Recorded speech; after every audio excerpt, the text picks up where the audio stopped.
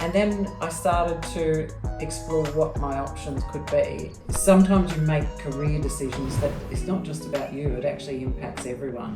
A vision of what that success is, it's very hard to achieve it. It was definitely risky, but it was also so rewarding in making that change. But it's also hard to leave the people that you really like and the company that you really like, and I had a fantastic boss, I could have been very comfortable. What does it take to rise from your first role in pharma to the very top? This week, I sit down with Cheryl Maley, a powerhouse CEO who has led with purpose, battled through tough decisions, and ultimately found joy in the climb. From her first spark of inspiration to the legacy she wants to leave behind. This isn't just a pharma story, it's a masterclass in leadership, resilience, and purpose. So let's crack into it. I'm sure this one will move you. We'll start with our warm-up game. Okay. To bring the audience a little bit closer to you and get to sort of know you a bit better. So it's just a quick this or that. Okay. Coffee or tea? Tea. Early bird or night owl? Early. Early? Yeah. Dinner and night out or home movie marathon? Oh, I love both. Come on, Depends Cheryl, on the day. Oh, I'd say dinner and night out. All right, we're going to get a bit harder. Effectiveness or efficiency? Effectiveness. EQ or IQ? Oh, these are really hard. You've got to have a balance of both. Yeah. All right, I'll accept that one. Yes, yeah. Education or experience? Same. All right, in 50-50 split. We'll allow that for the last two questions. Yeah. Now, Cheryl, thank you so much for making time to join us on the channel. To the point of education, experience, EQ and IQ, you've been a fantastic leader. A lot of leaders that I've reported into or people that I've worked with speak so highly of you. The two that I can think of, George Faithful, who hired me for my first time in oncology, and Cess, who I keep very close to. Yeah, yes. I asked them actually before this interview, I said, how would you describe Cheryl in one word? And they both said the same word. Do you want to have a guess? Oh my goodness. That's amazing that they both said the same word. I'd love to hear it. What is Compassionate. it? Oh, really? Yeah, okay, that's nice. That's nice to hear that. Yes. I would have to agree. I think that period that we had in the oncology business unit was a golden era. As the culture, the safety, the vulnerability, and the purpose that we had. Yes. Something special. And that's beautiful. Thank you for sharing that. I'm very pleased that was their one word that they picked. Yeah. Very nice. Yeah. So I'm super honoured to have you on the channel. Thank you. Just to share with the audience, how lucky we are to have someone of your stature on the channel. Thank you very much for having me. Now, education-wise and experience, you've done amazing things. I'm not going to go through the full rap sheet, but very impressive. Done Bachelor of Science at UNE, also completed an MBA. Done formal training in innovation. There are so many cool roles that you've done across your career, working in the US, the amazing time that you've had at Novartis as well, where we got to work together. You've held multiple board roles as well at MedLab, at Clarity Pharmaceuticals, and then acting CEO at BioIntellect, before your current role now as CEO of Star Pharma, which specialise in a new dendrimer technology. And recently having Tim Boyle on the channel, he talked about the future of pharma and where all the sort of the place to be is antibody drug conjugates and radiopharmaceuticals, which I think is the place that you're in as well. So very exciting. Yes. And I think, I tip my hat to you. Thank you.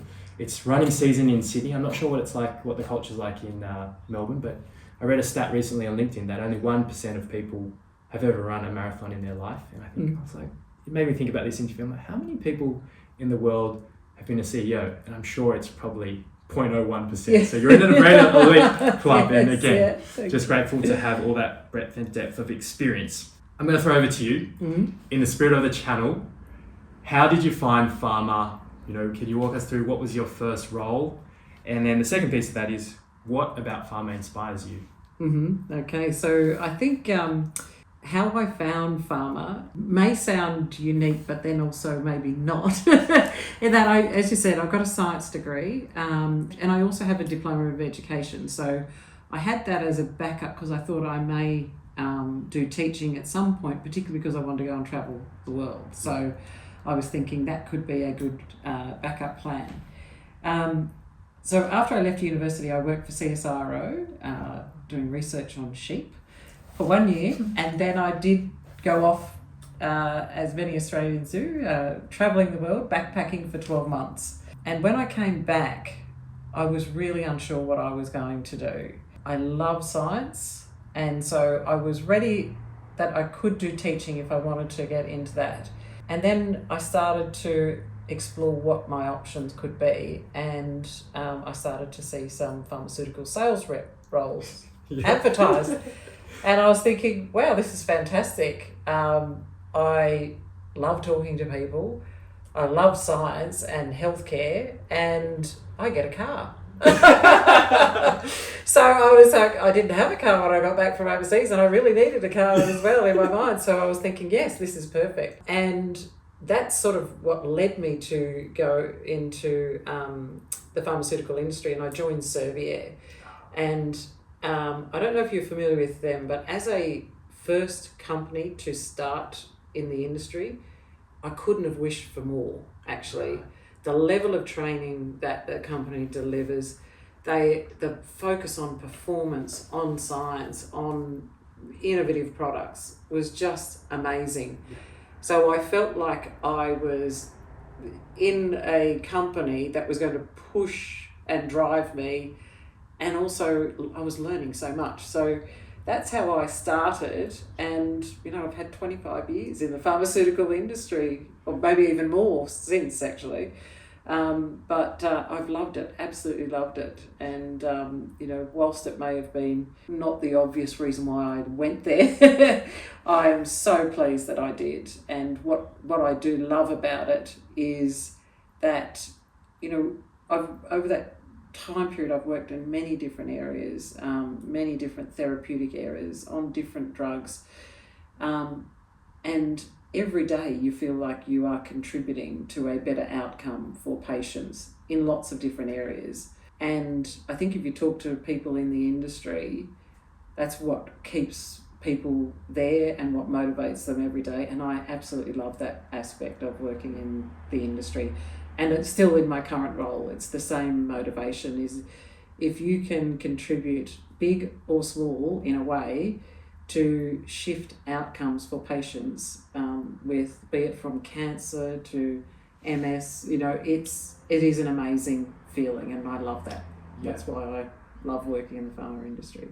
Likewise, I'm with you on that one. Yeah. And I think, there's a particular reason why we're living for much longer than Yes. we were before, and it's thanks to, all these amazing medicine and research that's brought to life by the pharmaceutical industry. Yes. Thank you for sharing that. My second question is, what's the most difficult decision you've made to fulfill your destiny? And to give you some more context, I'm a lover of quotes. So Okay. I have a particular quote that I wanted to share with you. It reads, "Success is measured by the number of difficult conversations we're willing to have, whether that be with ourselves or with someone else." I think the point is being willing to get out of your comfort zone. Would love to sort of hear, in the amazing 25 years that you've had in pharma, did some of those conversations look like to where you are today? Yeah.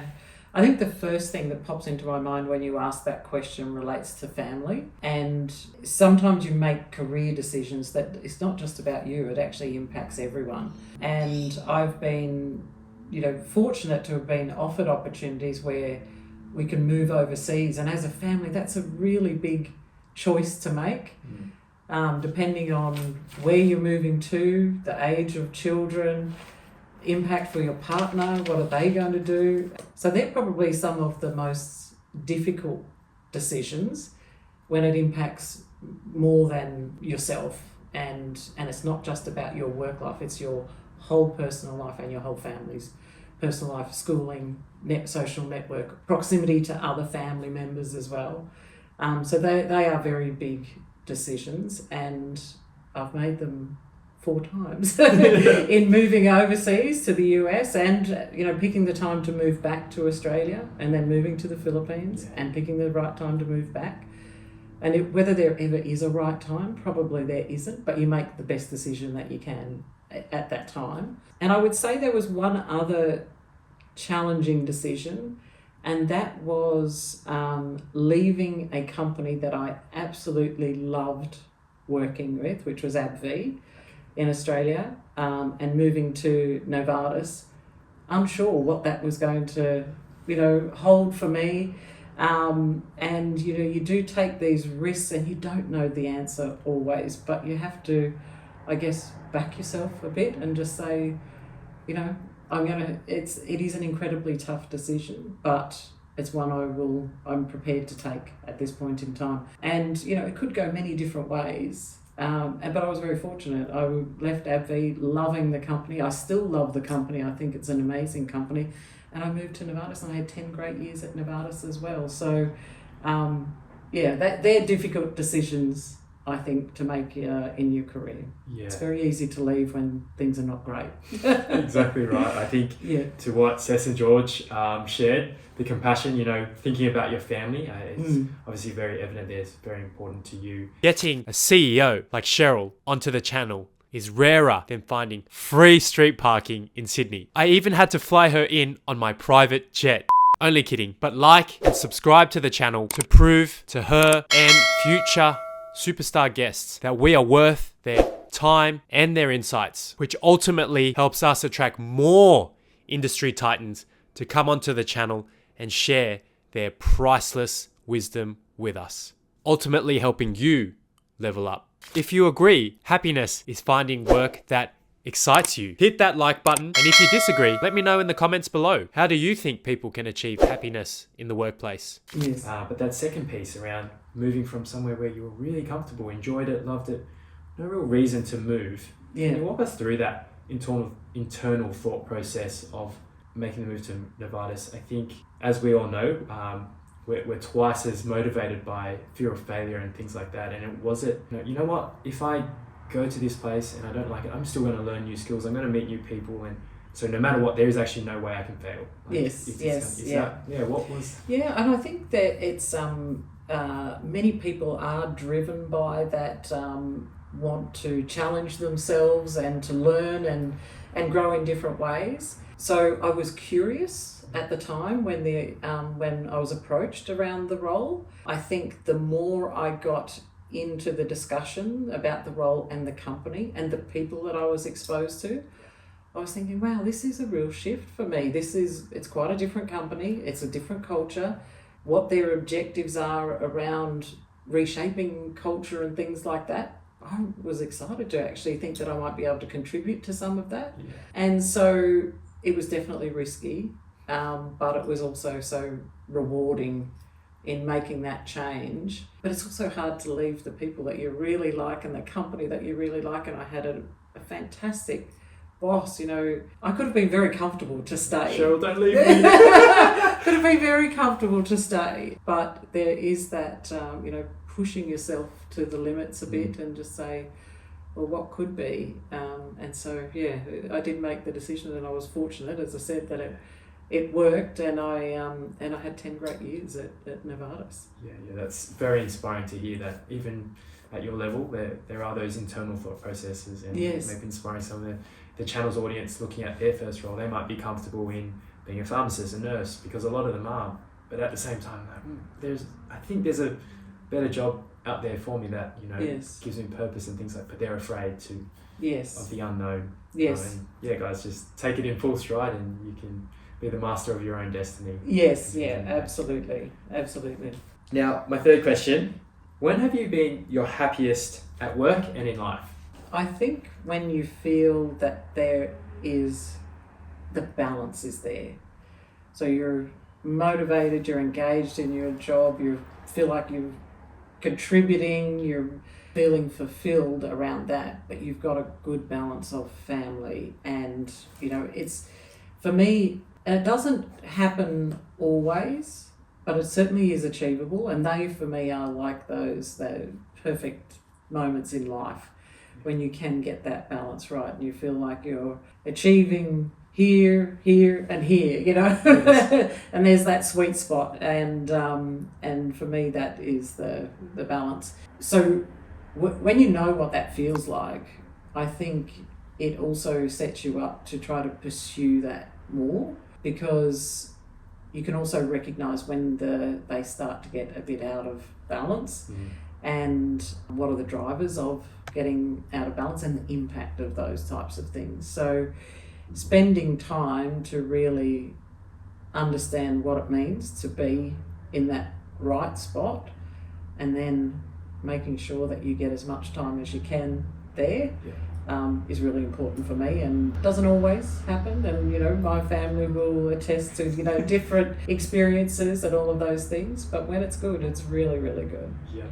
I'm hearing a lot of sort of self-awareness, introspection, reflecting on maybe some of the amazing roles and companies and teams that you've been with. Is there one that stands out? Or you mentioned being in the Philippines, in the US. Yes. Is there a time when you're like, this was the Goldilocks zone and Yeah.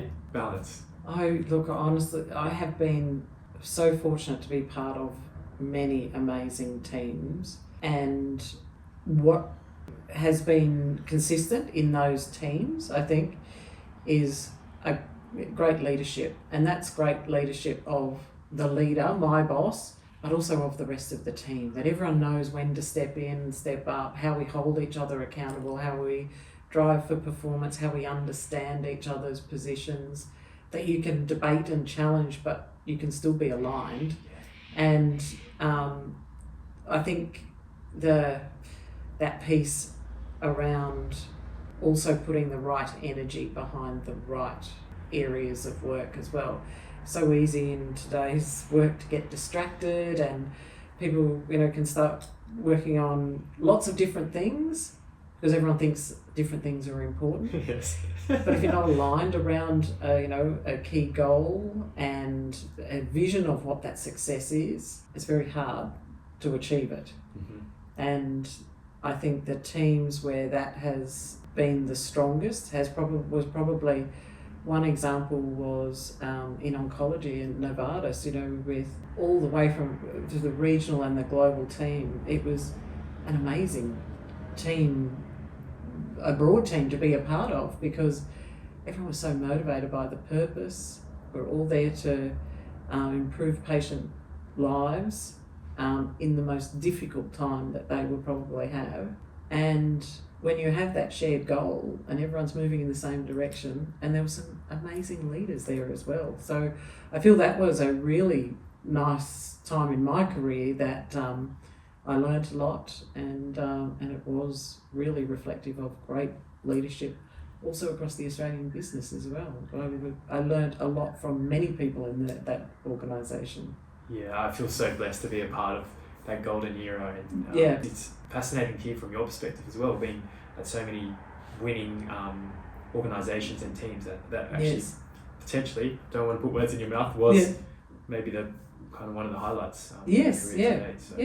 Definitely. Yeah. Oh, definitely. Glad we got to cross paths there. Exactly. Now, my final question for this segment: when everything is said and done, what legacy would you like to leave behind? I think it goes back to a couple of the points that I made before, which was if you can confidently feel that you have impacted an outcome for patients in a particular therapeutic area, and your impact may be big or small, but you have contributed to it, that is a really important legacy, I think, for myself and for many people in the industry. The other thing that I hope when I, finish my working life is I can look back and I can point to examples of people that I've helped in their career, their work enjoyment, their learning, and their impact for patients as well. That would be the legacy I would be hoping I can leave behind. Super powerful, and I think you're already achieved pretty much both of those. And I'm excited to see what you can achieve in your current role. So, thank you. Very powerful. If this inspired you, wait until you hear what it really takes to lead a pharmaceutical company. From crisis management to the 5 skills every future CEO must master. Click here, you won't want to miss it.